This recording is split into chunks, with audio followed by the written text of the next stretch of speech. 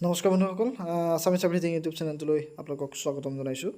অমৃত বৃক্ষ আন্দোলন, সকলোৱে অমৃত বৃক্ষ আন্দোলনত ভাগ লৈছিলে। বহু লাখ লাখ মহিলাই এই আন্দোলনত ভাগ লৈছিলে আৰু এই আন্দোলনৰ প্ৰতিশ্ৰুতি হিচাপে অসম চৰকাৰে প্ৰতিগৰাকী গোটৰ মহিলাক 10,000কৈ টকা প্ৰদান কৰিম বুলি কৈছিলে আৰু ইয়াৰ বাবে ফৰ্ম আপোনালোকে নিশ্চয় পূৰাইছিলে অমৃত বৃক্ষ আন্দোলনৰ।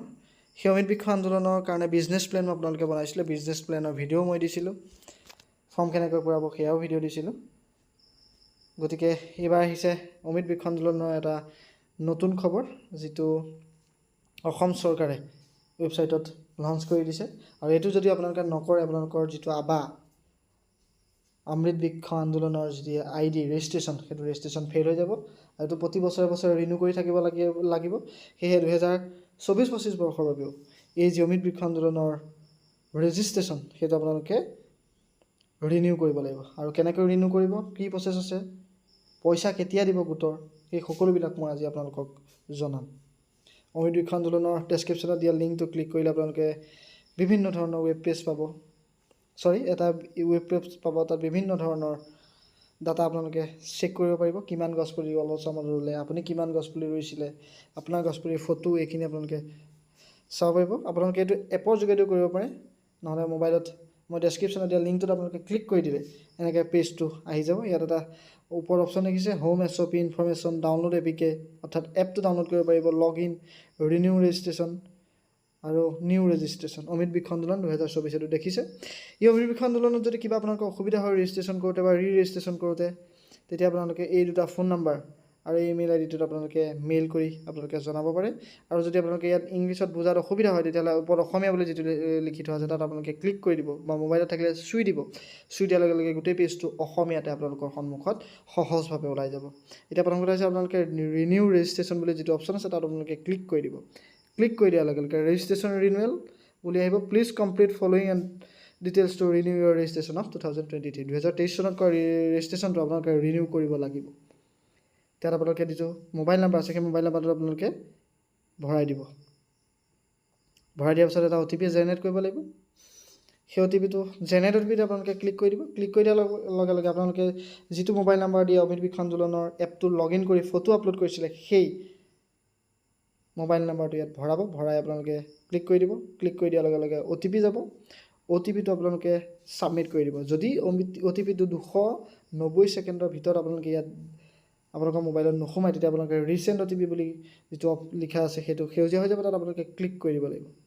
এতিয়া OTPটো ভৰাই ছাবমিট কৰিব। ছাবমিট কৰিলে আপোনালোকৰ ৰেজিষ্ট্ৰেশ্যন ডিটেইলছটো ইয়াত ওলাই যাব। আপোনাৰ নাম, আপোনাৰ ৰেজিষ্ট্ৰেশ্যন নম্বৰ, আপোনাৰ ডিটেইলছ, ঘৰ ক'ত, কি কথা, এইখিনি ওলাই যাব। কেটেগৰী SHG নে আপোনালোকে কিছুমানে পাৰ্চনেলিও কৰিছিলে সেইখিনি কাম, এইটো আহি যাব। এইখিনি ভালদৰে পঢ়ি ল'ব। পঢ়ি লোৱাৰ পাছত আপোনালোকে যিটো ৰঙা ৰিনিউ বটন দেখিছে সেইটোত আপোনালোকে ক্লিক কৰি দিব। ৰিনিউটোত ক্লিক কৰি দিয়াৰ লগে লগে আপোনালোকৰ যিটো একাউণ্ট, সেই একাউণ্টটো ৰিনিউ হৈ যাব। ইয়াৰ ৰেজিষ্ট্ৰেশ্যন নাম্বাৰ, আপোনাৰ নামটো ওলাব। আৰু আপোনালোকে ইয়াত কৈছে যে আপোনালোকে লগ ইন কৰি আপোনালোকে যি ফটো আপলোড কৰিছিলে সেই ফটোখিনি আপোনালোকে চাবও পাৰিব বা ডাউনলোড কৰি থ'ব পাৰিব, যদি আপোনাৰ ওচৰত ডাউনলোড কৰি থোৱা নাই। কাৰণ এই ফটোখিনি পিছত দৰকাৰ হ'ব পাৰে, চৰকাৰে বিচাৰিব পাৰে। আপোনালোকে লগ ইন কৰি আপোনালোকে সেইটো ডাউনলোড কৰি থ'ব। ইয়াৰ বাবে কি কৰিব লাগিব, আপোনালোকে এক্সিট বা লগ ইন দুটা অপশ্যন আছে। আপোনালোকে লগ ইন নাও যিটো অপশ্যন ৰঙা, সেই ৰঙা অপশ্যনত আপোনালোকে ক্লিক কৰি দিব। লগ ইন নাও, সেই লগ ইন নাওত আপোনালোকে ক্লিক কৰি দিয়াৰ লগে লগে আপোনালোকৰ ৰেজিষ্ট্ৰেশ্যন নাম্বাৰটো বা ফোন নাম্বাৰটো আপোনালোকে ইয়াত মাৰিবলৈ আহিব। ইয়াৰ পৰা আপোনালোকে ৰেজিষ্ট্ৰেশ্যন নাম্বাৰটো যদি মনত নাই, আপোনালোকে যিটো ফোন নাম্বাৰ দিছিলে ফোন নাম্বাৰটো ইয়াত ভৰাই দিব। ভৰাই দিয়াৰ পিছত click here to get one time password, যিটো অলপ নীলা টাইপৰ আখৰেৰে লিখা আছে যে OTP বুলি, তাত আপোনালোকে ক্লিক কৰি দিব। যদি OTP তাত যেতিয়া নাহে, তেতিয়া আপোনালোকে ক্লিক হিয়াৰটোত যিটো নীলা আখৰেৰে লিখা আছে তাত আপোনালোকে ক্লিক কৰি দিব। ইয়াত OTPটো মোৰ আহিছে, সেয়েহে মই OTPটো ভৰাই ল'ম। আপোনালোকে দেখিছে নহয়, দুটা আছে। প্ৰথম যিটো click here to get one time password OTP বুলি আছে যে, সেইটোত প্ৰথমটোতে আপোনালোকে টিপি দিয়াৰ লগে লগে মোবাইল এটা OTP যাব। যদি এইটো টিপাৰ পাছত OTP নাযায় বা OTPটো আহিলে আপুনি ভৰাব নোৱাৰিলে কিবা কাৰণত, তেতিয়া আপোনালোকে click here to resend one time password যিটো আছে সেইটোত আপোনালোকে ক্লিক কৰি দিব। ক্লিক কৰি দিলে আপোনালোকৰ মোবাইললৈ যিটো ৰেজিষ্ট্ৰেশ্যন মোবাইল নাম্বাৰ, যিটো নাম্বাৰ ৰিনিউ কৰিছিলে বা আগতে ৰেজিষ্ট্ৰেশ্যন কৰিছিলে, সেই নাম্বাৰটোলৈ মেছেজটো গুচি যাব। OTP এটা 6টা সংখ্যাৰ OTP যাব। OTP হৈছে ওৱান টাইম পাছৱৰ্ড, মাত্ৰ এবাৰহে ব্যৱহাৰ কৰিব পাৰিব, সেইটো তাত যাব। তাত আপোনালোকে ভৰাই দিব।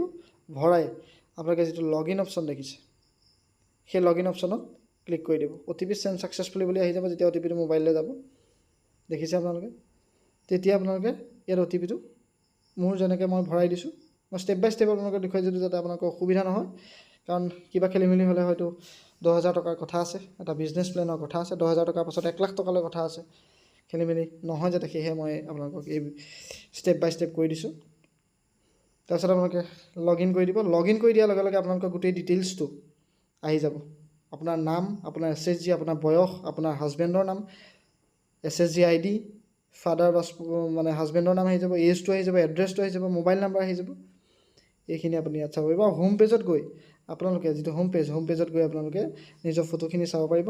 আজি ৱেবছাইটটো বেয়া আছে, মই নেক্সট এটা ভিডিঅ'ত আপোনালোকে ফটোখিনি কেনেকৈ চাব পাৰিব, আগতে মানে আপলোড কৰা, কেনেকৈ ডাউনলোড কৰিব পাৰিব, সেইখিনি মই আপোনালোকক দেখুৱাই দিম। আজিলৈ এইটো অতি গুৰুত্বপূৰ্ণ কথা, ৰেজিষ্ট্ৰেশ্যন আপোনালোকে কৰি লওক যদি কৰা নাই। আৰু যদি এই ভিডিঅ'টো ভাল পালে লাইক কৰি দিব, শ্বেয়াৰ কৰি দিব, চেনেলটো ছাবস্ক্ৰাইব কৰি দিব। আৰু ভিডিঅ'টো লাইক কৰাটো এইকাৰণেই মই কৈ দিছোঁ, বাৰে বাৰে কওঁ, ভিডিঅ'টো শ্বেয়াৰ কৰি দিব, লাইক কৰি দিব। লাইক কৰিলে আমাৰ মনোবল বৃদ্ধি হয়। শ্বেয়াৰ কৰি দিলে যিসকলে নাজানে তেওঁলোকৰ কাৰণে, এই গোটৰ মহিলাসকলে নাজানে, যিসকলে খবৰটো পোৱা নাই, তেওঁলোকৰ কাৰণে মেছেজটো বিয়পি যাব। তেওঁলোকে এই কামখিনি কৰিবলৈ আগবাঢ়ি আহিব। কিয়নো এটা গোটত এগৰাকী মানুহ যদি থাকি যায়, তেতিয়া হয়তো গোটটোৰ কাৰণে প্ৰব্লেমো হ'ব পাৰে। পৰৱৰ্তী সময়ত গভৰ্ণমেণ্টে কি দিয়ে সেইটো আমি নাজানো, কিন্তু কৈ দিছোঁ, গতিকে আমি সাৱধান হৈ থকাটো ভাল। সেয়েহে আমি সকলোকে কোৱাটো ভাল। সেই ভিডিঅ'টো শ্বেয়াৰ কৰি দিব। ধন্যবাদ। আশা কৰিছোঁ ভিডিঅ'টো চাই ভাল পালে। আজিলৈ বাই বাই।